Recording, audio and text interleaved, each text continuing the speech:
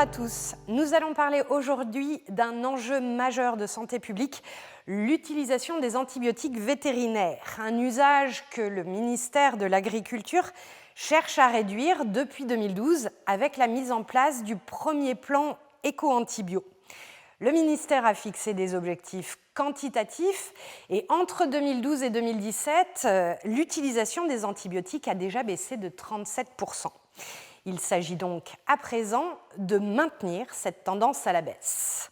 Ce plan a aussi des objectifs qualitatifs, promouvoir les bonnes pratiques, développer et faciliter les traitements alternatifs.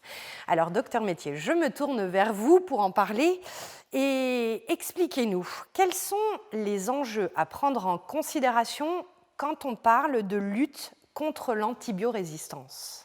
En médecine vétérinaire, comme en médecine humaine, nous devons préserver l'efficacité des antibiotiques disponibles en limitant l'apparition et le développement de l'antibiorésistance.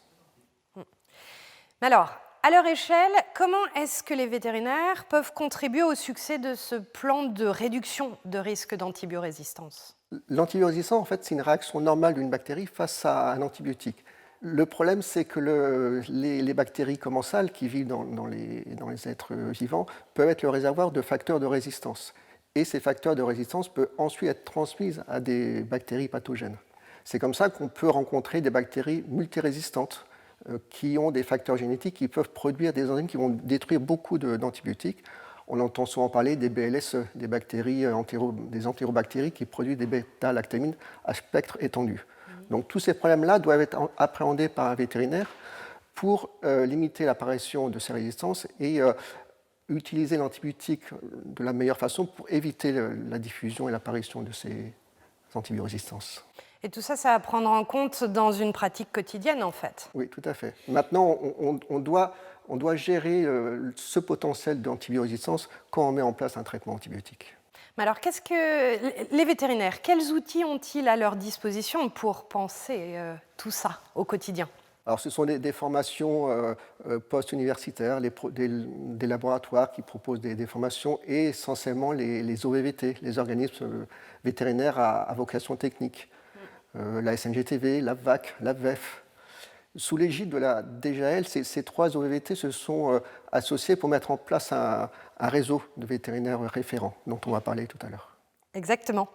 Que sont les bonnes pratiques dont parlent les différents plans éco-antibio ? Alors effectivement, les plans éco-antibio ont demandé aux OVVT d'éditer des fiches de bonnes pratiques. Oui. Alors, par exemple, l'AVVAC a édité en 2017 40 recommandations de l'usage de bon usage des antibiotiques.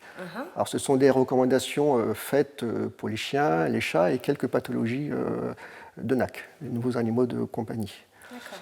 L'AVEF a édité récemment sur le site 22 fiches antibiopratiques sur 22 pathologies classiques en équine. D'accord. Donc c'est tout récent, ça vient de sortir. Et la SNGTV a sorti aussi, depuis quelques années, sur son site, des recommandations, des guides de bonnes pratiques de l'utilisation des antibiotiques par filière. La filière cunicole, la filière porcine, les petits ruminants et les grands ruminants. Ce sont des guides pratiques qui vont aider le vétérinaire à faire un bon diagnostic et à faire une bonne utilisation des antibiotiques.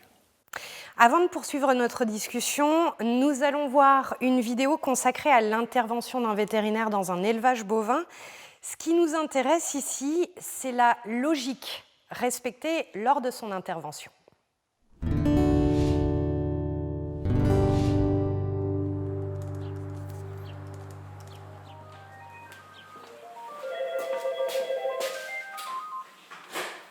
Oui, allô ? Oui, salut Irénée, qu'est-ce qui t'arrive ? Ok, ouais, elle est pas bien. Ok, bon bah écoute, j'arrive.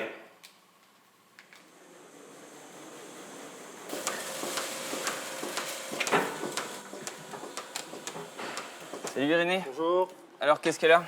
Ce matin, elle n'était pas pensée au robot et je lui ai pris la température, 40. Ouais. Je suspecte une mamite sur un quartier. Ok. Bon, bah on va regarder ça. Ok, elle est effectivement à 40,2, la température. Ok. Le quartier avant droit, là, effectivement, le lait est bien modifié. Il y a des petites cailles, donc il y a probablement une mamite là, ici. Ouais, c'est douloureux.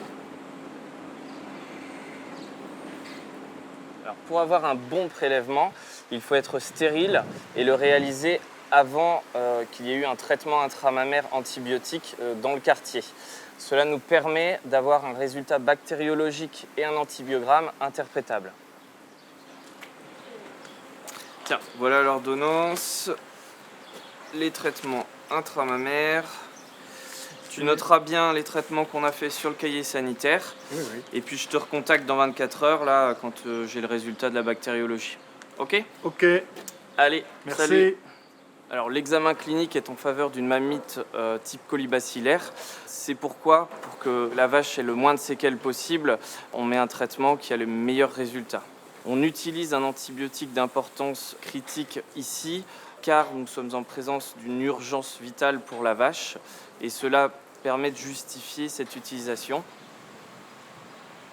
Une fois de retour à la clinique, le prélèvement qu'on vient de réaliser, on l'ensemence sur des boîtes de pétri qui contiennent différentes géloses avec des milieux spécifiques qui nous permettent de déterminer le germe avec précision.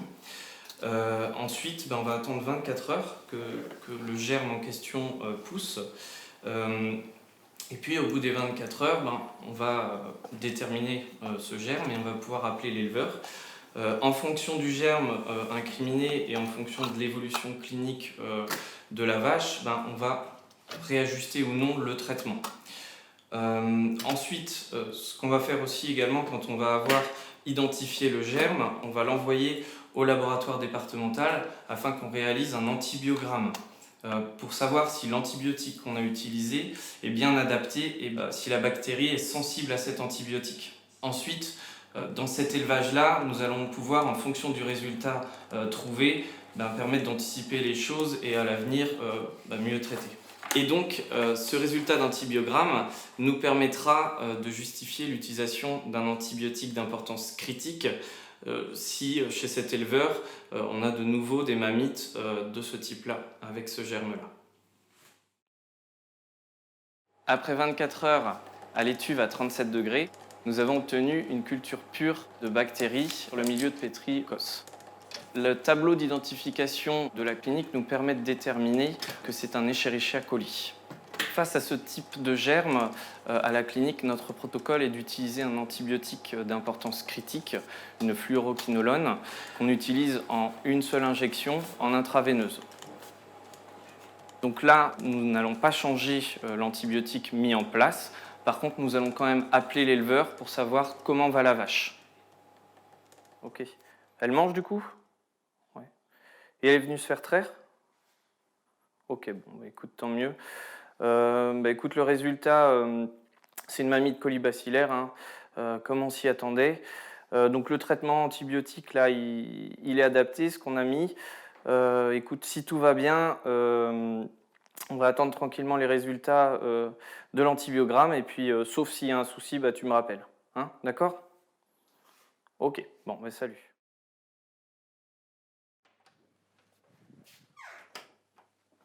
Donc pas de surprise, le germe est sensible à 100% des antibiotiques utilisés classiquement en médecine vétérinaire pour ce type de mamite. Ça correspond au résultat du dernier bilan ESAPAT. Nous étions en présence d'une vache avec des symptômes généraux graves, une mamite très sévère. C'est pourquoi j'ai utilisé un antibiotique d'importance critique pour taper fort et vite. Notre protocole est une injection intraveineuse de cet antibiotique-là, associé à des antibiotiques intramammaires. De plus, cet antibiotique a une AMM pour les mammites colibacillaires chez les vaches laitières. Avec ce protocole, nous avons des très bons résultats. Nous venons de le voir dans le reportage, en matière de prélèvement, il y a vraiment des erreurs à ne pas faire. Est-ce qu'on peut résumer ? Alors, le prélèvement, il a un but ultime, c'est de confirmer la suspicion clinique.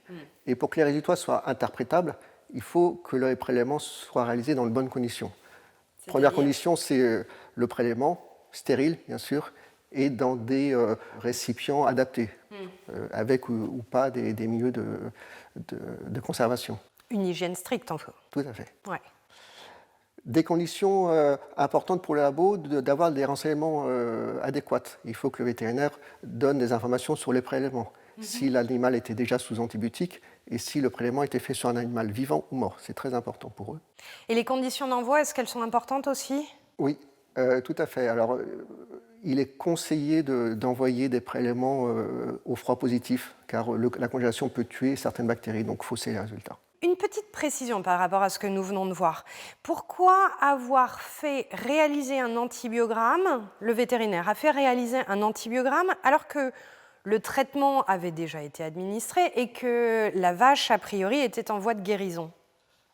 C'est une obligation légale. D'après le décret du 16 mars 2016, le vétérinaire doit faire une bactériologie, un antibiogramme pour montrer que la bactérie est sensible à l'antibiotique utilisé. C'est une obligation légale. Mais il y a d'autres intérêts à tout ça. C'est une obligation légale par rapport à quoi? Par rapport à l'utilisation des antibiotiques d'importance critique? Alors, sur la vache en elle-même, ça ne modifie pas le traitement, mais sur les prochaines vaches, dans le même élevage qui ont le même type de mythe, on pourra utiliser un antibiotique d'importance critique sans faire d'examen d'autres antibiogrammes. On pourra faire l'examen clinique, on confirme avec une bactério, mais il n'y a pas besoin d'envoyer un prélèvement au labo. Pendant combien de temps? 3 mois. 3 mois, d'accord. Le vétérinaire n'est pas obligé de réaliser une bactériologie et un antibiogramme pour justifier l'utilisation d'un antibiotique d'importance critique. Tout à fait. Là, dans le reportage, on a vu un prélèvement de lait, c'est facile. Dans certaines conditions, c'est difficile de prélever sans abîmer ou sans faire courir de risque à l'animal? Tout à fait. Donc, dans ce cas-là, en urgence, on peut utiliser un antibiotique d'importance critique en urgence. Par contre, il est demandé d'évaluer l'état de l'animal 4 jours après pour modifier le traitement ou pas. Voilà, il faut réévaluer l'animal 4 jours après l'administration de l'antibiotique d'importance critique.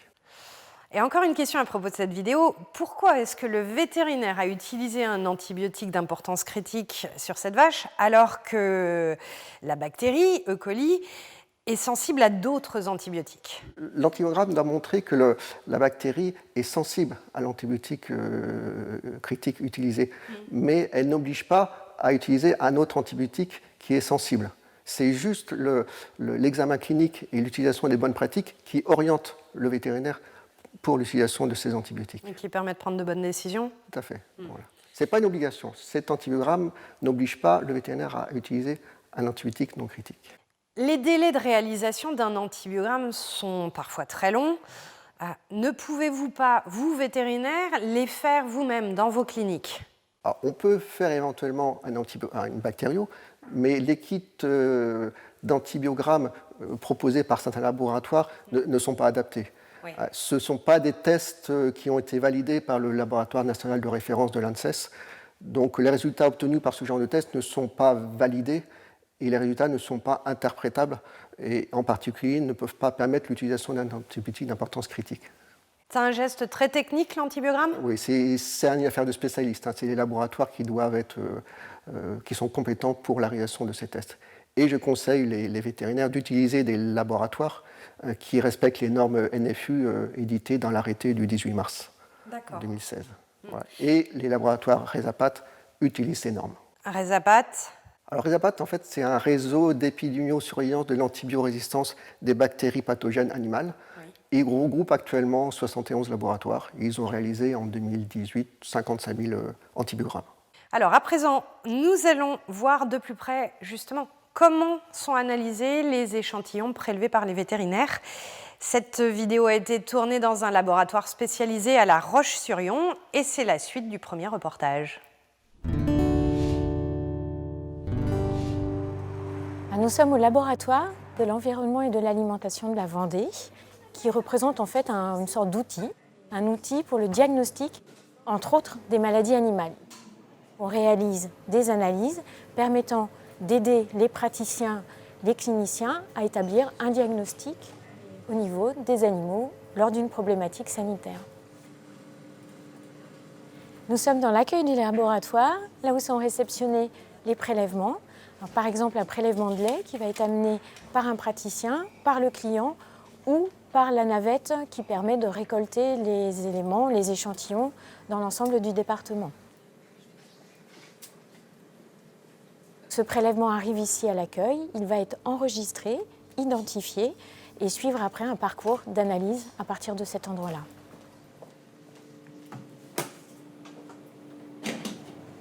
Une fois que l'échantillon, le prélèvement qui a été apporté ou réceptionné est arrivé au laboratoire, enregistré, on le transfère dans le secteur qui va réaliser l'analyse.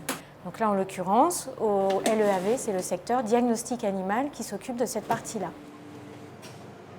Le principe est de réaliser une analyse microbiologique. Nous allons donc faire une bactériologie sur le lait. Le lait va être ensemencé sur un milieu, ce qui va permettre de faire pousser les bactéries qui pourraient être présentes dans ce lait et donner une origine à la mamite qui a été le motif d'envoi de ce prélèvement. Dans la réalisation, il y a 2 milieux utilisés pour l'ensemencement, un milieu solide dans une boîte ronde, les boîtes dites de Petri, et un milieu liquide dans un petit tube. Dans le petit tube, il y a également des facteurs qui vont favoriser la pousse des bactéries, donc ça va permettre d'optimiser les chances de mettre en évidence les bactéries à l'origine des problèmes qui ont amené le prélèvement au laboratoire. Ensuite, ces 2 prélèvements sont mis à incuber dans une sorte de gros appareil qui va maintenir une température constante pendant 24 heures et laisser le temps aux bactéries de pousser tranquillement. On les regardera 24 heures plus tard pour voir s'il y a une pousse à la fois sur la boîte et à la fois sur le tube.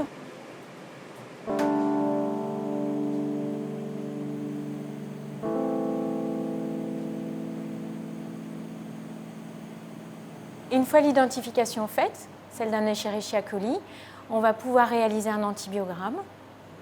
L'antibiogramme consiste à ensemencer une boîte sur laquelle on va redéposer des colonies bactériennes et par-dessus rajouter des disques en papier chargés d'antibiotiques qui vont diffuser. Ensuite, la lecture de cet antibiogramme va consister à mesurer les diamètres d'inhibition des bactéries par la présence de l'antibiotique sur la boîte. Ces données d'antibiogramme sont intéressantes pour le clinicien, le vétérinaire praticien, qui va pouvoir ajuster sa thérapeutique et savoir quel antibiotique utiliser. L'ensemble de ces données sont collectées et envoyées dans le cadre d'un réseau, le RESAPAT, réseau de surveillance de l'antibiorésistance des bactéries pathogènes. Combien de temps faut-il prévoir entre le prélèvement et l'envoi des résultats par le laboratoire? Il faut au minimum 48 heures pour les bactéries classiques. Certaines bactéries mettent beaucoup plus de temps à pousser, voire 10 jours pour les mycoplasmes. Après, il y a le problème de l'envoi au laboratoire. Dans certaines régions, l'envoi des prélèvements dans des laboratoires agréés peut poser problème. Donc ça peut augmenter le délai de réception. 48 heures pour une bactério et un antibiogramme. On ne peut pas réduire ce laps de temps? Actuellement, non. Pour les techniques référencées. Alors, il existe des automates, bien sûr, qui sont utilisés beaucoup en médecine humaine, mais qui ne sont pas validés actuellement en médecine vétérinaire. Donc, les résultats obtenus par ce genre de technique ne peuvent pas justifier l'utilisation d'antibiotiques critiques. Il y a des demandes qui ont été faites pour valider certaines techniques d'automates. Alors, en particulier, Biomérieux, qui commercialise Vitec 2, a reçu une validation pour certains couples bactéries antibiotiques et qui permettront éventuellement de baisser à quelques heures la réalisation d'une bactérie, d'un antibiogramme plutôt. À la fin de la vidéo, le docteur Nora Cesbron parle elle aussi du réseau RESAPAT. En quoi c'est un réseau de référence? Le RESAPAT est un réseau de référence parce que c'est des laboratoires qui utilisent tous des mêmes techniques contrôlées, validées et mises à jour régulièrement. En particulier pour l'interprétation des antibiogrammes, le groupe utilise des données validées par le comité d'antibiorésistance de la Société française de microbiologie.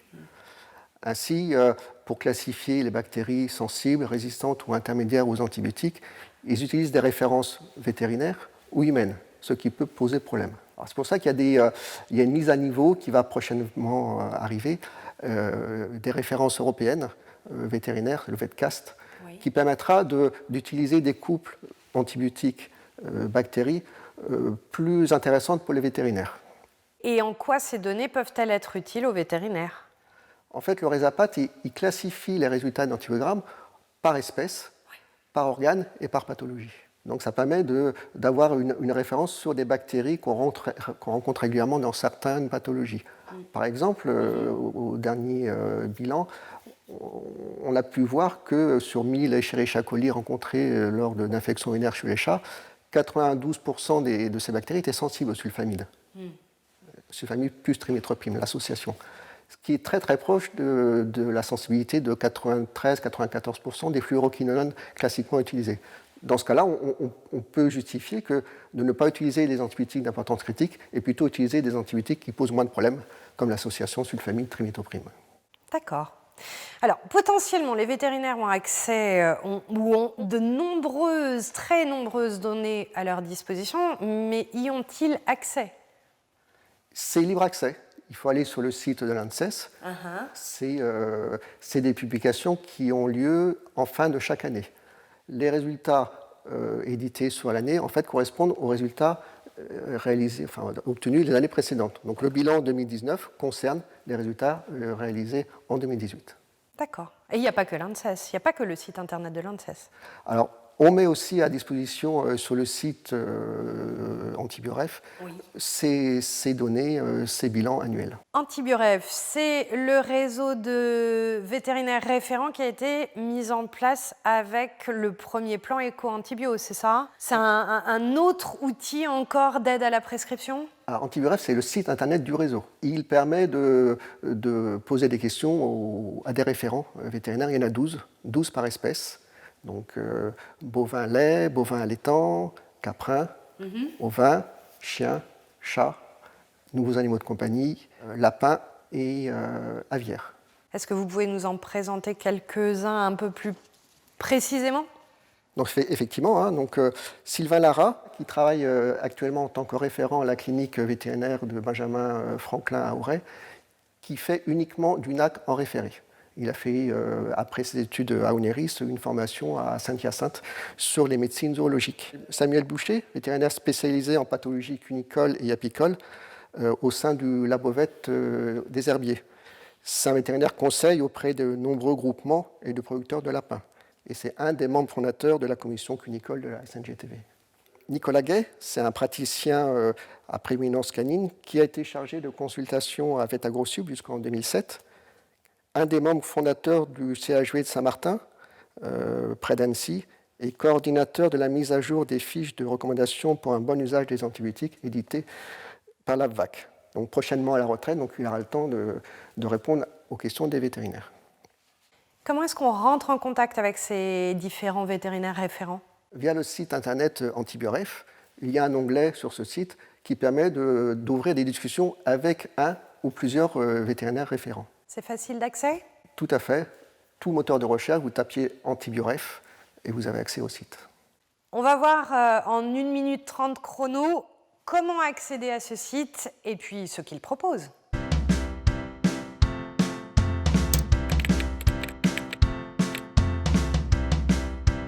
Bienvenue sur Antibioref. Cliquez sur Connexion, puis Connexion via Cnov. Ensuite, dans l'espace réservé, renseignez votre numéro ordinal, puis votre mot de passe. Cliquez sur Entrée. Maintenant inscrit, vous pouvez compléter votre profil. Renseignez vos informations et cochez les cases si vous souhaitez recevoir les newsletters et les notifications. Après avoir créé votre profil, vous pourrez accéder à la rubrique Mes questions afin d'entrer en contact avec les vétérinaires référents. Pour cela, renseignez un titre, la question et le thème dont elle fait partie. Vous pourrez également ajouter une pièce jointe. Cliquez ensuite sur Enregistrer. Votre question sera envoyée au vétérinaire référent. Vous recevrez une notification lorsqu'il aura répondu. Vous pourrez accéder à la conversation en cliquant sur cette icône. Vous aurez la possibilité de lui renvoyer un message. Une fois que vous aurez obtenu toutes les réponses, vous pouvez clore la conversation. Dans la rubrique Les ressources, des documents et des lettres vous seront mis à disposition. Vous pourrez accéder à une foire aux questions en cliquant sur cette icône. Afin de revenir à la page d'accueil du site, cliquez sur l'icône en haut à droite de l'écran. À très vite sur Antibioref. C'est donc dans la rubrique Mes questions qu'on prend contact avec un vétérinaire référent. Ça prend combien de temps? C'est automatique. Dès que le vétérinaire pose sa question, la question est poussée sur la boîte mail du vétérinaire référent. Donc c'est instantané. Instantané. D'accord. Et quand la réponse est donnée au vétérinaire qui pose la question, là, il est notifié sur la boîte mail qui a été inscrite sur le site. Et on peut transmettre des documents importants Tout à au fait. vétérinaire référent En pour particulier aider des résultats d'antibiogramme, Oui. pour aider la discussion. Et sur ce site internet, on trouve aussi beaucoup de documentation. Tout à fait. Comme je le disais tout à l'heure, on a mis à la disposition des vétérinaires les guides des bonnes pratiques, les textes de loi, les bilans RESAPAT, Une FAQ. qui est anonyme. Donc, c'est-à-dire que toutes les questions qui ont été posées sont visibles par tous les vétérinaires. Et c'est totalement anonyme. On a la question et la réponse. Et vous avez aussi une newsletter. Tout à fait. Si le vétérinaire est d'accord, il s'inscrit pour recevoir de temps en temps des résumés d'articles scientifiques. Bon, bah, il ne nous reste plus qu'à redonner l'adresse du site internet. antibio-ref.fr et j'invite tous les vétérinaires à s'inscrire nombreux sur ce site. Merci beaucoup, Dr Métier, pour toutes ces informations. Merci.